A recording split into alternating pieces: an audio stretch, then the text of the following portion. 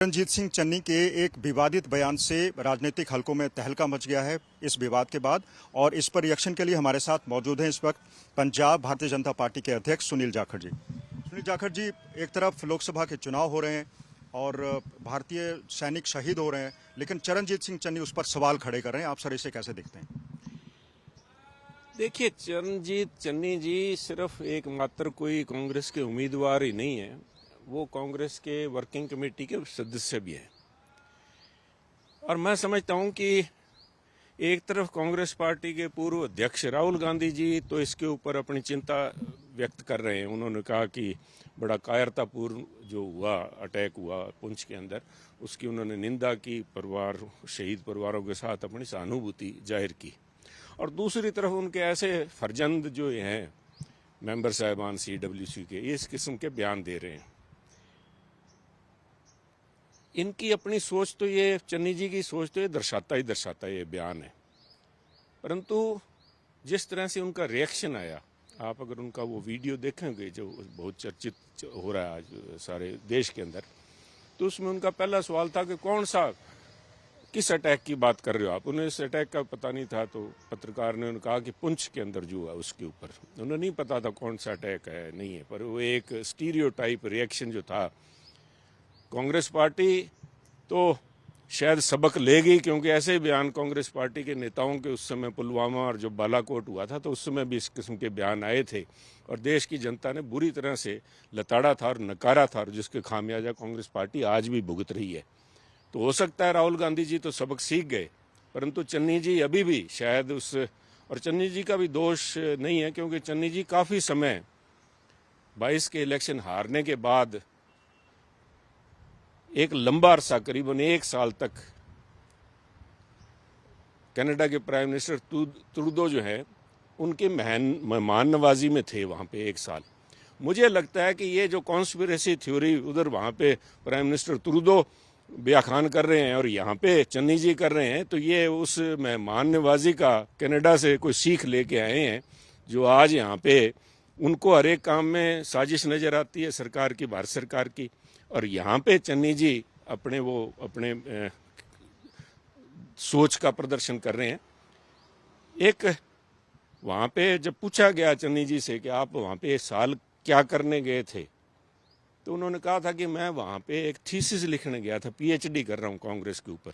मुझे लगता है ये थीसिस करके आए हैं कि किस तरह कांग्रेस के ताबूत के अंदर कील ठोकनी है। ये इस किस्म के CWC के मेंबर हैं। ये मैं नहीं समझता कि बीजेपी को ज़्यादा परेशान होने की ज़रूरत है। पंजाब के 2 नुमाइंदे वहाँ पे, एक श्रीमान जी चन्नी जी और दूसरे श्रीमती अंबिका सोनी जी। मैं समझता हूँ ये दोनों मिलकर कांग्रेस के तबूत के अंदर नील कील ठोकेंगे और ये ठोक रहे हैं। ये पहली बार नहीं है जब चरणजीत सिंह चन्नी ने ऐसा विवादित बयान दिया है। जब प्रधानमंत्री का काफिला फिरोजपुर में रोका गया था प्रदर्शनकारियों द्वारा, उस वक्त भी उनका इसी तरह का बयान आया था और उस वक्त भी आपने एक टिप्पणी की थी। तो क्या आपको लगता है कि चरणजीत सिंह चन्नी जानबूझकर विवादित बयान तक सुर्खियों में बना रहना चाहते हैं? ये ताकत के लिए कुछ भी कर सकते हैं साहब। ये लोगों के पास, देखिए, मेरे 50 साल तक मैं कांग्रेस में रहा हूँ, मेरे बहुत से विरोधाभास बीजेपी से भी रहे हैं, परंतु राष्ट्र सर्वोपरि है साहब। और कुछ ऐसी जिम्मेदारियां होती हैं, कुछ ऐसे पद हैं जहाँ पे जाके सबको अपना निर्वहन एक कायदे कानून से करना पड़ता है, चाहे वो देश के प्रधानमंत्री हों, चाहे वो मुख्यमंत्री हों। तब भी मैंने ये ट्वीट किया था कि ये जो इन्होंने किया है चन्नी जी ने, वो शोभा नहीं देता। उनका फर्ज बनता था, दायित्व बनता था और एक मॉरल कंपल्शन भी थी कि प्रधानमंत्री देश के आ रहे हैं तो हर संभव प्रयास करना चाहिए था कि ऐसी अप्रिय घटना ना कोई घटे जिससे वो फेल रहे। परंतु मैं समझता हूँ कि उनका भी दोष नहीं है, वो इस काबिल भी नहीं थे, और जिसका नतीजा जो राहुल जी ने या कांग्रेस पार्टी ने जो विश्वास इनके ऊपर किया, उसका खामियाजा कांग्रेस पार्टी भुगत भी रही है। और मैं समझता हूँ जब तक ऊपर उनके हाईकमांड को इस किस्म की आएगी, तब तक बहुत देर हो चुकी होगी। जाखड़ जी, ये बयान एक ऐसे समय में आया जब चरणजीत सिंह चन्नी खुद लोकसभा का चुनाव लड़ रहे हैं। हाल ही में जब वो वोटें मांगने लोगों के सामने घर पर दस्तक दे रहे थे, तो उन्होंने कहा था कि वो तो सुदामा है और आप कृष्ण हो, इसलिए सुदामा समझ के उनको वोट दे दीजिए। क्या उनको खुद को सुदामा कहना जस्टिफाइड है? देखिए, मैं जस्टिफिकेशन, देखिए, हिंदू धर्म जो है बड़ा ही एक टॉलरेंट बहुत से किसी और धर्म के लिए इस किस्म की अगर कोई बात करे, किसी धार्मिक शिक्षा के लिए इस लाइटली तौर पे लिया जाए तो मैं समझता हूँ धार्मिक दंगे खड़े हो जाते हैं। परंतु बहुत टॉलरेंट है हमारी जो हिंदू संस्कृति है, उसमें सब बहुत हमें विवेक से काम चलते हैं। कौन अपने आप को क्या कहता है नहीं कहता, परंतु जिस किस्म के इल्ज़ाम इनके ऊपर लगे हुए हैं तो मैं समझता हूँ लोगों को घर के अंदर ऐसे लोगों को अंदर घुसेड़ने से परहेज ही करना चाहिए। वोट मांगे परंतु घरों के अंदर ऐसे व्यक्तियों का होना मैं नहीं समझता इन लोगों को। क्या आपका हिंट वो जो 10 करोड़ रुपए बरामद होते उसकी तरफ है सर? देखिए 10 करोड़ रुपए तो आज मैं समझता हूँ करप्शन के इल्ज़ाम तो राजनीति के लोगों पे लग ही रहे हैं। हर किस्म के लीडर के ऊपर इल्ज़ाम लगते हैं। लोगों ने मुझे लगता है कि करप्शन के ऊपर आंख ही मीच रखी है और इसीलिए लोग बीजेपी को या प्रधानमंत्री मोदी को वोट डाल रहे हैं कि कम से कम करप्शन के तो चार्जेस नहीं है। और दूसरी तरफ करप्शन के मुद्दों को लेके नहीं साहब, मॉरल करप्शन जो है उसको लेके मुझे चिंता है, क्योंकि बहू बेटियां जो हैं, हमारी जो इज्जत है, वो चाहे बीजेपी के लोग हैं, चाहे वो किसी बीएसपी के लोग हैं, चाहे वो कांग्रेस के हैं, किसी हमारे बहू बेटियां हमारी बेटियां हैं, उनके ऊपर कोई गंदी निगाह रखने वाला आदमी घर में ना घुस जाए और इस वोट मांगने की आड़ में। तो इसलिए मैं समझता हूँ लोगों को गुरेज करना चाहिए। एक आखिरी सवाल ये है सर कि सवाल देश की अस्मिता का है, सवाल खड़े किए जा रहे हैं देश के सैनिकों के ऊपर। वहीं पंजाब की अगर बात करें तो पंजाब में कुछ हार्ड लाइनर, चाहे वो अमृतपाल हो या दूसरे लोगों, चुनाव में ताल ठोक रहे हैं। आप इसे कैसे देखते हैं?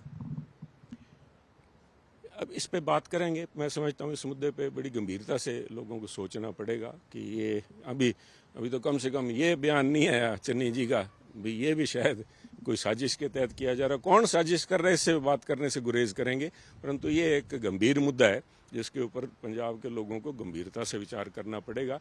परंतु कुछ लोग जो हैं उनसे बचना चाहिए। मैं किसी एक व्यक्ति विशेष का नहीं हुआ, मॉरली जिनके ऊपर इल्ज़ाम लगे हुए हैं करप्शन के, उनको कम से कम घर में नहीं घुसने देना चाहिए, मेरा इतने मानना है। चन्नी जी सीडब्ल्यूसी के मेंबर हैं, कांग्रेस से क्या मांग करते हैं आपसे? देखिए कांग्रेस से तब से पहले आ जाना चाहिए था। दे आर ऑब्सेस्ड, पता नहीं क्या। अभी सबक मैंने कहा कि कांग्रेस हाईकमांड ने अभी सबक पूरी तरह लिया नहीं, ये पूरा इनके बेड़ी डुबो के सांस लेंगे। परंतु कांग्रेस ने तो शायद पॉलिटिकल सुइसाइड का मन बना रखा होगा, इन लोगों को अभी दरकिनार नहीं किया पार्टी से। मैं समझता हूँ पार्टी से भी निकालना चाहिए, परंतु जो उनके साथ दूसरे गठबंधन है, सो कॉल्ड इंडिया अलायंस जो है, उनको तब से पहले इससे पीछा छुड़ा लेना चाहिए था। मुझे अब ये भी हैरानगी है कि अभी तक जो कहते थे मैं 10 करोड़ रुपए या दूसरे मसलों में करप्शन के मुद्दों में पकड़ के अंदर करूंगा, अभी भगवंत मान जी भी चुप बैठे हैं। और केजरीवाल साहब की धर्मपत्नी आजकल स्पोक्स पर्सन बनी, उनका भी ये तक बयान नहीं है। और खासतौर पर ऐसे आदमी के लिए तो मैं समझता हूँ सरिता केजरीवाल है, क्या नाम उनका, सुनीता केजरीवाल जी, उनका बयान आ जाना चाहिए था कि ऐसे लोगों को आप जिनके ऊपर जिस एक प्रति किसी व्यक्ति विशेष की बात नहीं कर रहा, जिस लोगों को इस किस्म के, अगर आप कर्नाटका के अंदर इल्जाम लग रहे हैं साहब, और उन हालातों में ऐसे लोग यहाँ पे सरेआम कांग्रेस पार्टी और उनके नुमाइंदे जिनको अपना संरक्षण दे रहे हैं, तो मैं समझता हूँ इस हमाम में फिर सभी एक जैसे हैं सर। शुक्रिया सर जी।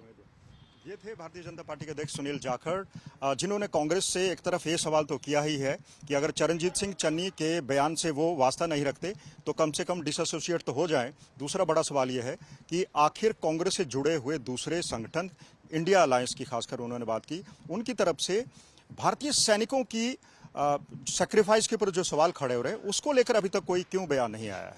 कैमरा पर्सन अमन गुप्ता के साथ मंजीत सहगल, पंचकुला, आज तक।